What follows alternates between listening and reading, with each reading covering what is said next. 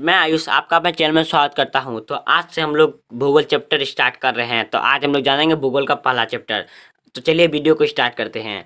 सबसे पहले हम जान रहे हैं जियोग्राफी यानी कि भूगोल। तो भूगोल के बारे में थोड़ी सी जान लेते हैं, फिर हम जानेंगे चैप्टर में जाएंगे। सबसे पहले भूगोल का जान लेते हैं। देखिए, जियोग्राफी का मतलब होता है भूगोल, ठीक है। और जियोग्राफी हमारा दो वर्ड से मिला है, एक हमारा जियो हुआ और दूसरा हुआ ग्राफी। तो ये हमारा मिलके बन गया जियोग्राफी।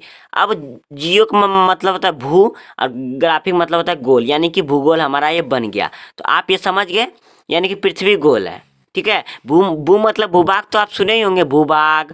तो हमारा पृथ्वी धरती ना हुआ। अब हमारा चैप्टर है संसाधन एवं विकास, ठीक है। हमारा चैप्टर क्या है? संसाधन एवं विकास। आज हम इसका पार्ट 1 जानेंगे, और भी वीडियो बनेंगे इसमें थोड़े से ही है, पर हम इसका पार्ट 1 जानेंगे। पार्ट 2 पार्ट 3 जितना पार्ट जाएगा हम आपको पूरी वीडियो अच्छी तरह से बता देंगे। देखिए, सबसे पहला हमारा इसमें प्रश्न निकलेगा। ये देखिए, ये जो हम आपको बताएंगे ये ऑब्जेक्टिव क्वेश्चन, ये बहुत ही एमसीक्यू है, समझे ना। ये जो हमको बताएंगे आप इसको याद कर लीजिएगा और आपको एग्जाम में अच्छा से अच्छा रैंक आप ला सकते हैं, ठीक है ना। आप पहला हमारा नंबर क्या है? संसाधन किसे कहते हैं। तो हमको जानना है संसाधन। जब हमारा चैप्टर है संसाधन एवं विकास, तो सबसे पहले हम जानते हैं संसाधन क्या है, फिर बाद में जाएंगे उधर।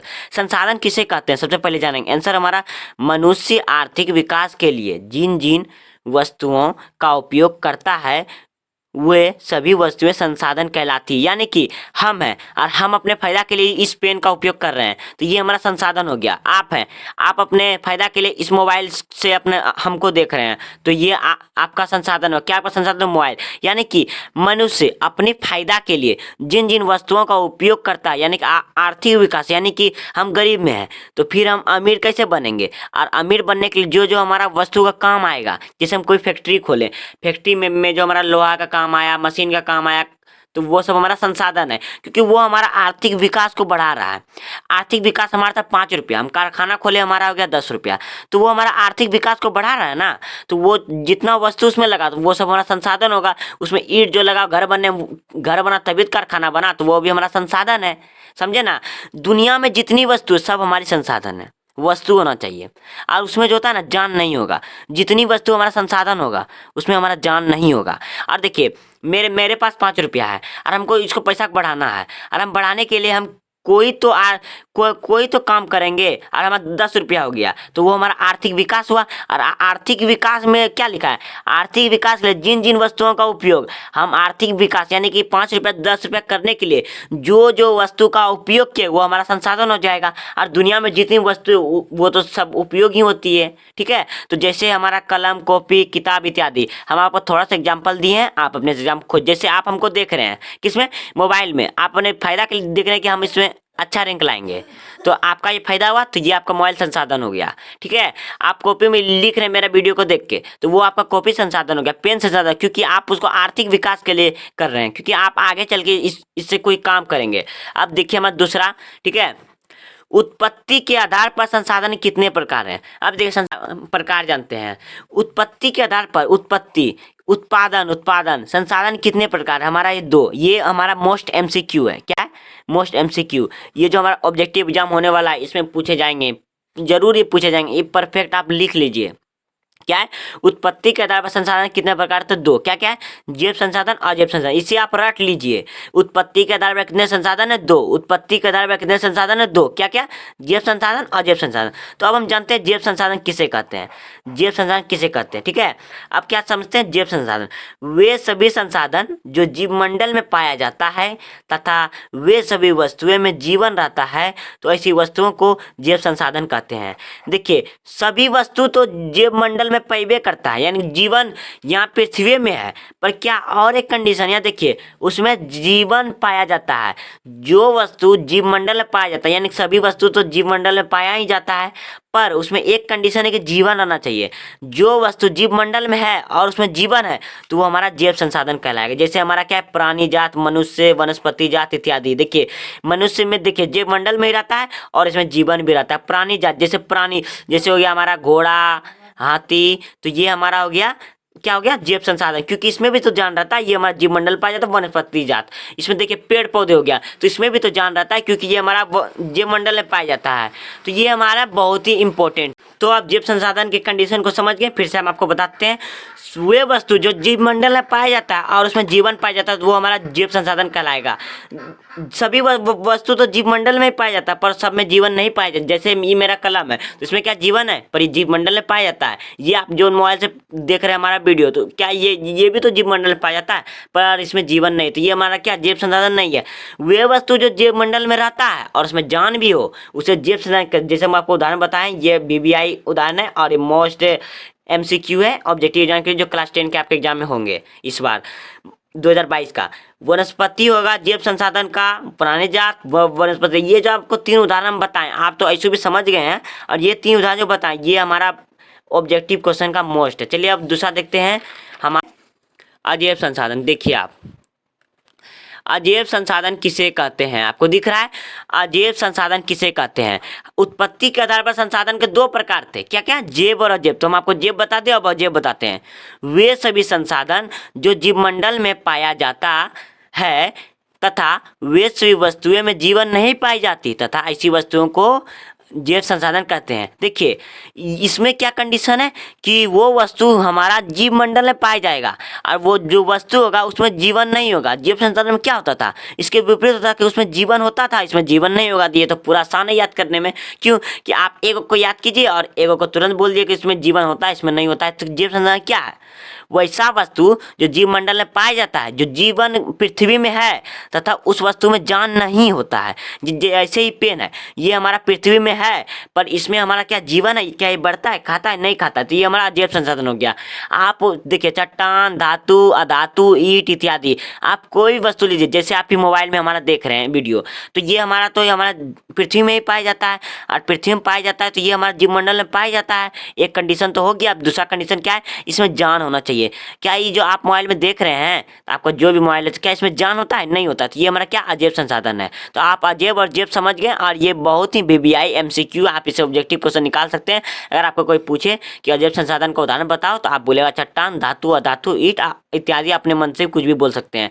अब दूसरा हमारा सम्यपता के आधार पर संसाधन कितने प्रकार हैं। क्या हमारा सम्यपता के आधार पर, पहले तो हम लोग उत्पत्ति जाने थे, अब जाने सम्यपता के आधार पर कितने प्रकार है। हमारा 2, क्या है, 2 नवीकरणीय संसाधन और नवीकरण संसाधन। इसे आप रट लीजिए, क्या है, सम्यपता के आधार पर संसाधन कितने प्रकार है, 2 नवीकरणीय संसाधन और नवीकरण संसाधन। ये ऑब्जेक्टिव क्वेश्चन है, मोस्ट MCQ, समझे ना, मोस्ट MCQ।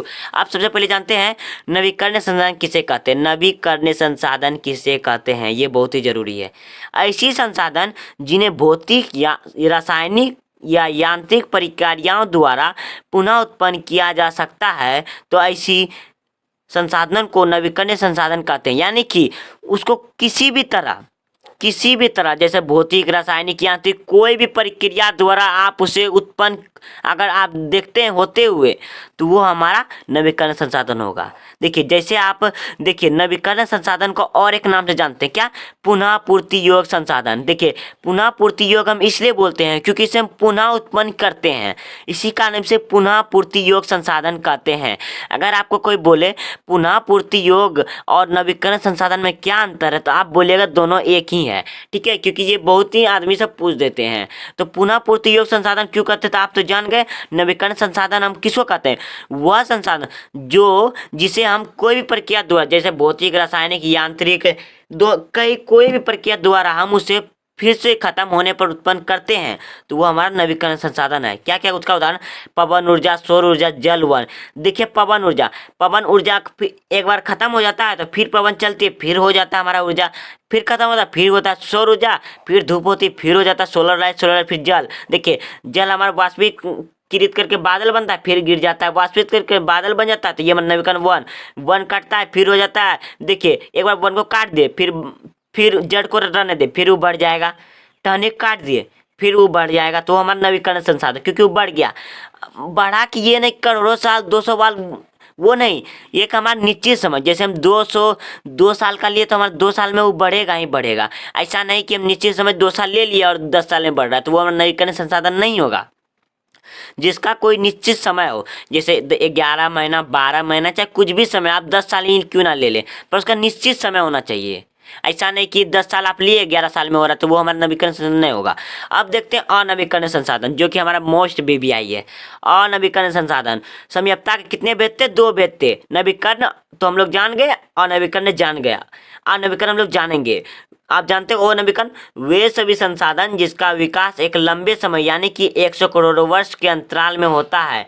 नवीकरण संसाधन कुछ चक्रीय और अचक्रीय होते हैं। यह संसाधन का प्रयोग के पश्चात समाप्त हो जाता है, इसे निश्चित समय में प्राप्त नहीं किया जा सकता। ऐसे संसाधन को अनवीकरण संसाधन कहते हैं। आपको तो समझ में नहीं आएगा, हम जानते हैं, पर हम आपको बताते हैं। वे सभी संसाधन जिसका निर्माण एक बार खत्म होने पर 1000 करोड़ वर्ष, समझते हैं कितना होता है? हम लोग का मृत्यु होके अनेक पीढ़ी आ सकती है।